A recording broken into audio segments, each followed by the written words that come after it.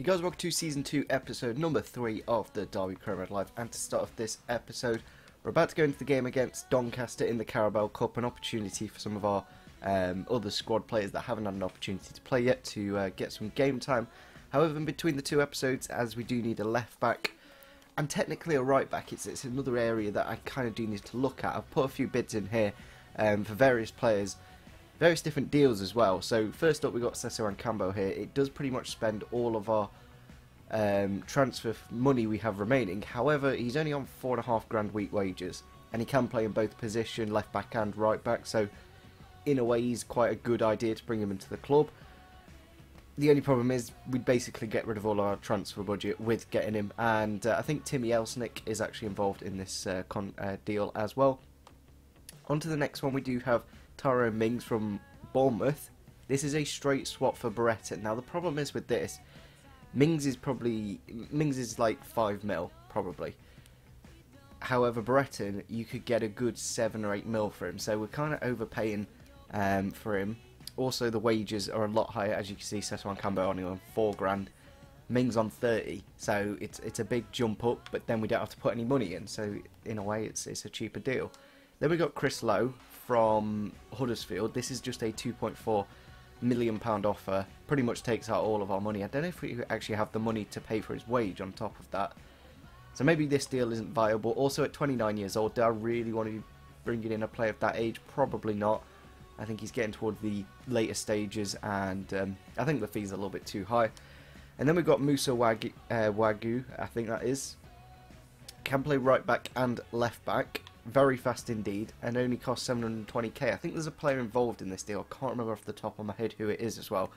It might be a youth player of some sort. I'm not 100% sure, but again, it's kind of a good idea. Like between, so we'll just take Chris Lowe out of this because I don't really want to pay 2.4 million for a backup left back. Now he's going to be in competition with Max Lowe, but don't really want Chris Lowe as well. That's the thing. I don't want 2 Lows in the club, so we're just going to remove him from the shortlist.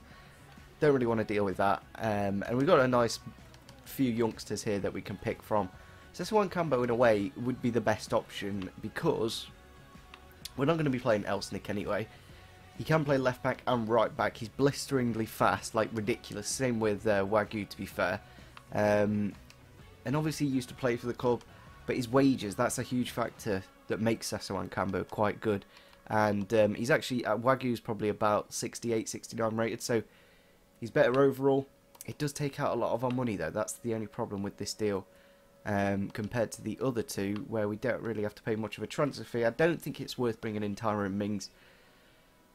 Very good physically, but on 30 grand a week wages, I don't think we have enough. I don't think we've got enough money to unfortunately do this deal, so we're going to have to reject him as well. So it's between these two. It's whether we go for someone we already know or somebody that we haven't seen yet. So what I'm going to do is go into the contract stage. If we can get Cesar Cambo for like less than 5 grand, then absolutely fantastic. At 22 years old as well, he's still got that Derby kit on as well, but they are looking for a release clause, which is actually quite interesting. Never actually had this before on a player. I think I will accept that because 5 million, that's a fair price. He does go up in ratings quite a bit, so I might negotiate. Yeah, let's negotiate a little bit. Just stick an extra mil on it. 5.8 million. Very unlikely anyone's ever going to come in for a bid like that. But you never know. If we can like grow him by 3 or 4 ratings, then that price tag would soon become very realistic. We're going to try and meet him in the middle, maybe 5.45. Hopefully they go for that. They're still quite. They really want that release clause, so we're just going to have to accept it. 4.8 million for essentially a mil. Like we're making 3 mil from that. That's good financially. Now he only wants 7.9 grand a week wages, which is super cheap. Also the 5. I might take away the bonus and knock the wage down a little bit, and then we'll go for that because that's fair. I don't really want to mess about too much. So there we go, the client is happy with the 7.5 grand week wages and the 100 grand signing on fee. It just means we cover that position perfectly fine now. I don't think there's any issue going forwards. This is the team I've actually gone for that we will pick for the next game against Doncaster. The only change I will make actually is Cesar Cambo will come into the side for, you see, we want to move Davies on, but if we don't play him, will he get that opportunity? But I think we'll drop Davies, put Session Cambo at left back and Hansen back at right back. He has got 3-star weak foot, right footed obviously, a bit like Azpilicueta. He has got the injury prone trait. A little bit annoying, but a lot of pace. That's what we needed. Like if you look at our other fullbacks at the moment, Hansen 63 pace, Wisdom. He's actually gone up quite a bit in pace actually recently. I think he only had 75, so he's got a good 77 now. So that's good to see. Decent pace on him, no worries.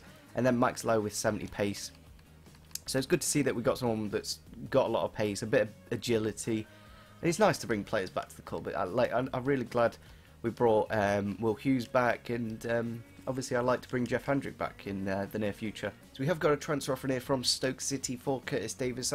It's kind of amazing how Stoke City, like, some of the players they do have, I don't know, they weren't relegated, but they were almost relegated, I think. So obviously they maybe some of their bigger players want to move on and they need to replace them. So 2.6 million, I'm more than happy with that. It's more the wage with Curtis Davies. He's on like 45 grand a week wages. So if I can get that moved along, then that would help out in the transfer fund. Also, it's very easy to actually do transfers now within a space of an hour. So we could very easily get some deals done on deadline day.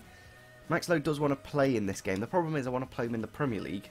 Or do I put Session Cambo in the Premier League and then play Max Lowe in this game? Because if you compare the two of them, obviously Session Cambo a lot better physically. He's got the great stamina as well.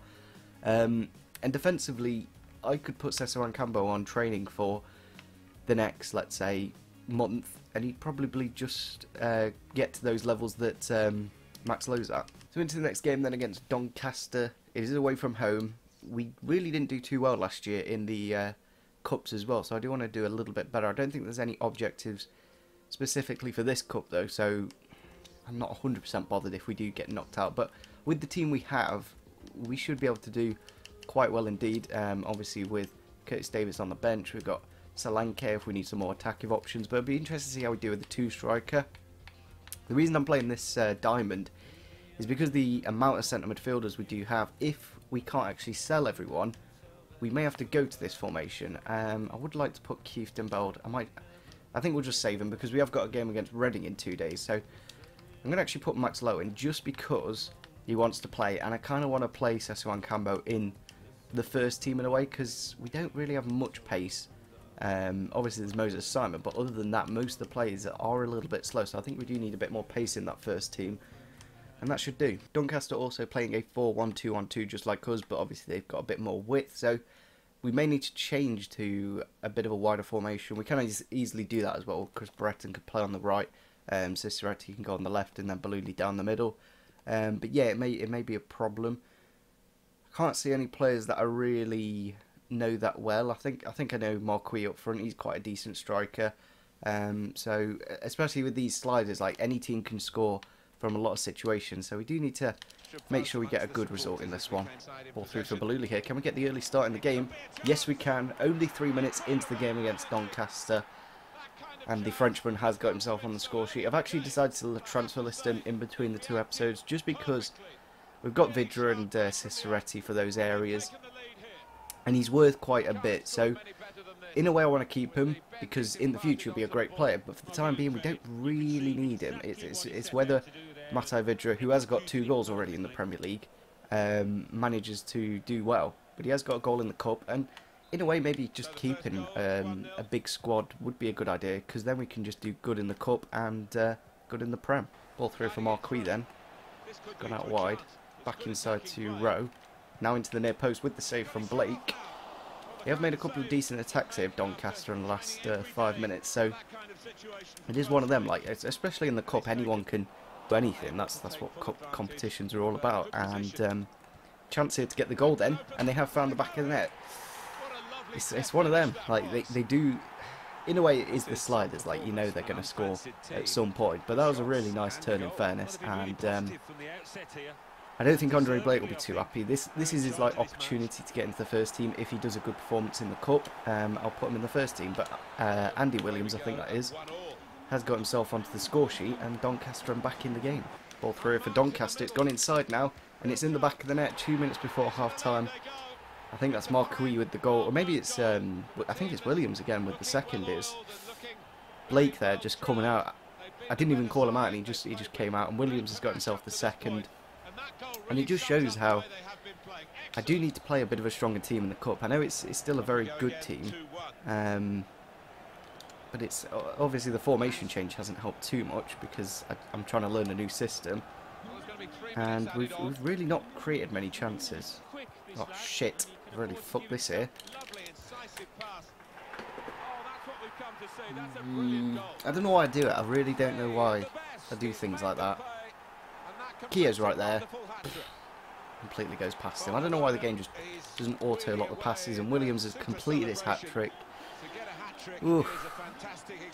This is a bit of a mountain to climb now if we're going to get back into this, but just kind of show, like, in the Premier League we're like getting points against West Brom and City. In the Carabao Cup we're getting fucking thrashed by Doncaster. There it is, full time against Doncaster. We are out of the Carabao Cup. Williams with the hat-trick has absolutely dominated us, in fairness. Like, as you can see, Blake's made a few saves, but it really was a Doncaster good performance. Like, you really can't deny that. They outplayed us. It's as simple as that. The problem is, I think I should, as soon as I saw that they were playing a 4-1, 2-on-2 wide, I should have changed the formation, because literally they were just bombing at our two fullbacks, and yeah, just I could have really done with that as well, because we need that extra game every now and then for those youth players and second team players to get the opportunity to play, because I'm not going to be able to play them that much now because we have got a big squad. Transfer deadline day, then we will have a look at all the transfers that have gone down before the end of the window, but as you can see, Arsenal spending 55 million, which is not bad. I do hope we can move at least 1 or 2 players away, because it is a little bit annoying. Obviously the transfers for Mings and Wagyu haven't gone through, of course. I'm hoping that Curtis Davis deal does go through, because that will help us out a lot financially. And as you can see there, Curtis Davis has been sold. It's not a lot of money, only a couple of mil, but we don't need him. We have far too many centre-backs. He wasn't even involved in that last game. We've got Dunk, we've got Keo, we've got Kera, and yeah, we just don't need him. As you can see there, we have spent 15 million and sold just under 5, so we've only spent 10 million. Like, for a newly promoted club, you'd kind of expect a bit more money on the game. It's kind of annoying how, I don't know why EA give you so little amount of money when realistically a newly promoted team's got like 40 to 50 mil to spend. However, we've really not had much. We've got a transfer from Norwich for George Thorne. It's a very handsome offer actually of 6.7, but that's what he's worth. He's a very good player, there's no doubt about it. I'm going to have to reject it. I know we have so many central midfielders, but I'm definitely not going to sell one of our best ones.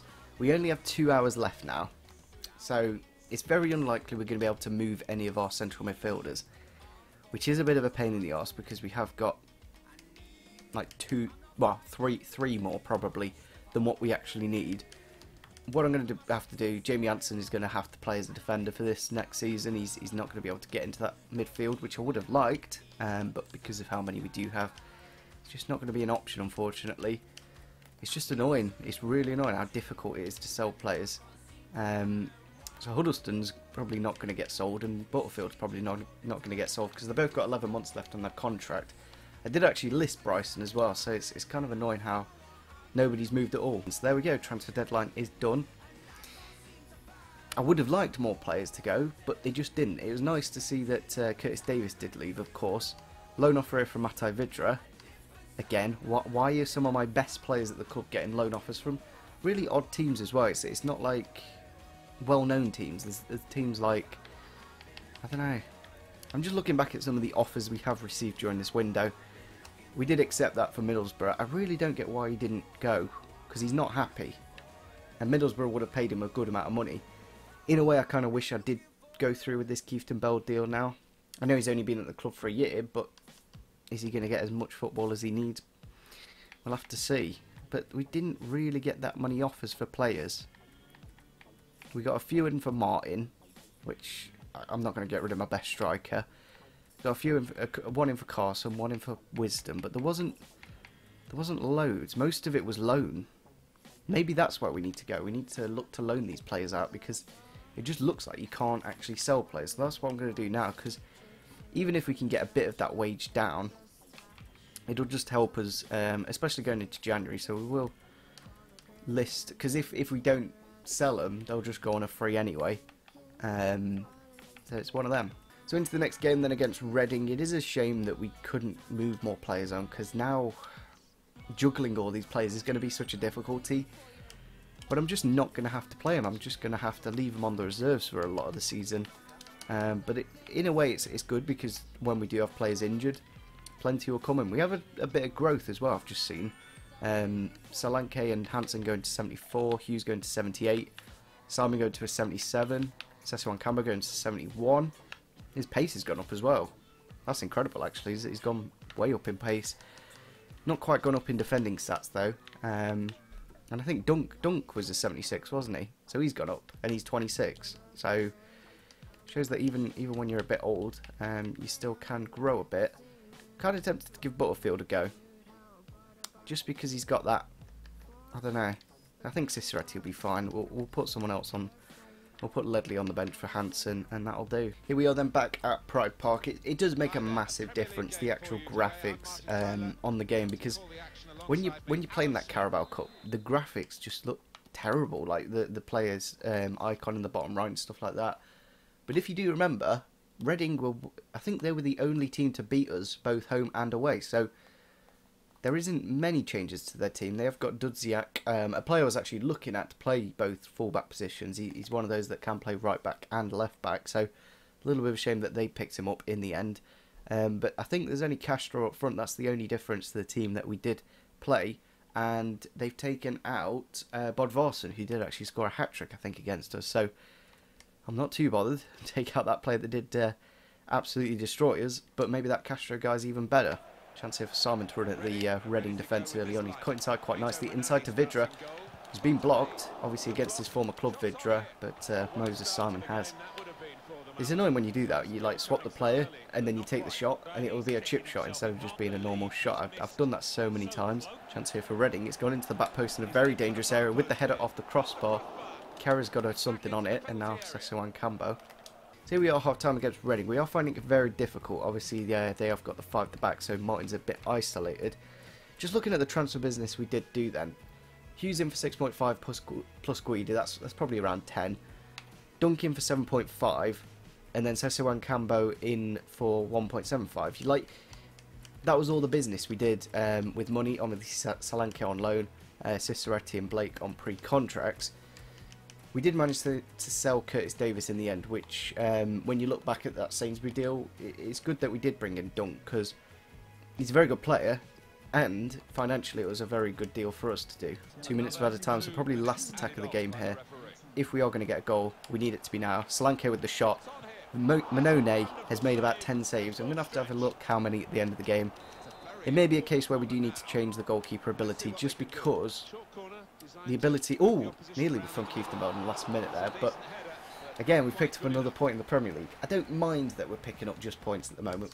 Very early days, of course, so a few players having to gel, but as you see, tons of saves from Manone, and have a quick look at the player ratings. He probably does deserve man of the match. 10 saves for him. As you can see, we did quite well, but possession-wise and getting chances, but I think I do need to change the goalkeeper ability slider, just because realistically, the thing is, I've seen the slider be used by other people, but they've got players with probably like 85, 90 finishing. My players have only got like 70 to 75, so I need to make it a little bit more realistic in that way, because the goalkeepers are just a little bit too good at the moment. So I've decided to set up a new scouting network. I've just set it up to Italy for 3 months, and it's set to any. In the past, I've actually specifically asked for certain things. I don't know what I actually need, so I'm just going to see if we can find any good players. We do have a couple of players that we can obviously grow in ratings, but we have got the biggest game of the season next against Manchester United at Old Trafford. I think it's a really good way to end off this episode with a big game. I'm going to go for the fluorescent kit. We haven't had too much luck in that black kit in recent times. We have got a fully fit team. The only thing is, Jamie Hansen says he does want to play, but I'll probably just end up bringing him off the bench. Here we are then into the game against Manchester United at Old Trafford. It is kind of a shame that you only get to see these stadiums once. Obviously, if you do a career mode with a Premier League side, you've got a great stadium to make that career mode a little bit more authentic. George Thorne leading the lineup. I think he is a future captain if he can get himself into the first team. Us and Manchester United are currently on the same kind of form. They've obviously won 1 and lost 2. We've drawn all 3 games, so we're currently unbeaten in the Premier League. You can look at it that way. Maybe we should have won the last game against Reading, but looking at the team, Johnston in goal, no David De Gea. Pretty decent back four, Valencia, Smalling, Tuanzebe and Suarez. Obviously, Tuanzebe should grow quite nicely. Carrick and Matic holding, Mata, Martial, Lingard out wide, and then Romelu Lukaku up front. On the bench, that is ridiculous. Obviously, Johnston has come into the team for David De Gea, which is kind of annoying because, like, would Man United realistically do that? Probably not. But looking at our team, there's no changes. I don't think there's a need to change the team. Maybe at the other end of the pitch, defensively, we've done absolutely fantastic. I think we may need a couple more goals in the game, so I might be tempted to maybe give Ciceretti a go from the start, maybe give Jordan Ibe a go from the start, because at the moment we're not scoring too many goals. Chance here for Martial to get it into the box. Sessuan Cambo winning it over Lukaku just shows how physically good Sessuan Cambo is. Why is Mbappe? Oh yeah, he must be back at Monaco. That's quite interesting because obviously the future fee isn't a thing on FIFA, so he's obviously gone on loan to PSG. Now he's back at Monaco. I didn't actually think of that on FIFA. So obviously people have the option on career mode to buy Mbappe. But chance here to get a goal against Manchester United. Going back to this current game, it's out wide here to Simon. It's a really good ball. Chance to get it back into the middle. It's in a dangerous area. And Johnston's had to make the first save of the game in the 85th minute. So really hasn't been too exciting. Almost went to Solanke there. Chance here for Man United in the last minute. We definitely don't want to throw it away now. It's gone through. Saved by Carson though. It's gone out to Jamie Hansen. We may have one last attack if we can get the ball, but at the same time, I would, as you can see, there's like, what, 4 or 5 Man United players in the box. Definitely don't want to let them get a ball in. It's gone into the near post. Great save by Carson. He's probably just saved us completely there. They are making a substitution. I think it's Darmian coming on for Suarez. I don't get these changes they make in the last minute. They like sub off a centre-back for a centre-back when they could potentially win the game. Man United win 9 shots. It's gone into the back post. But Scotty Carson is there. And I think that'll be full time. And there it is. We didn't really get our substitutions as an opportunity to actually make an attack. But again, a point against Man United, I'm not going to complain. They're they're the title holders. And we managed to hold off. They didn't really have many shots on target. But Scott Carson managed to deal with the ones that we did have. We only had 1 on target for us. Not the most of interesting games, but result-wise, I'm more than happy. I might be tempted to give Jordan Ibe in the next episode a go, just with a bit more pace out wide. Lawrence is finding the Premier League a little bit tougher than the Championship, of course. He's got very good finishing, so maybe giving Lawrence a go down the middle, that might be an option. But I think for the time being, we will wrap up this episode here. Leave your comments down below on any tactical changes you'd like to see. Maybe you'd like a different formation. But I think 4 points from 4 games, more than happy with that. So yeah, leave a like if you did enjoy this video. Leave a comment and see you soon. Bye.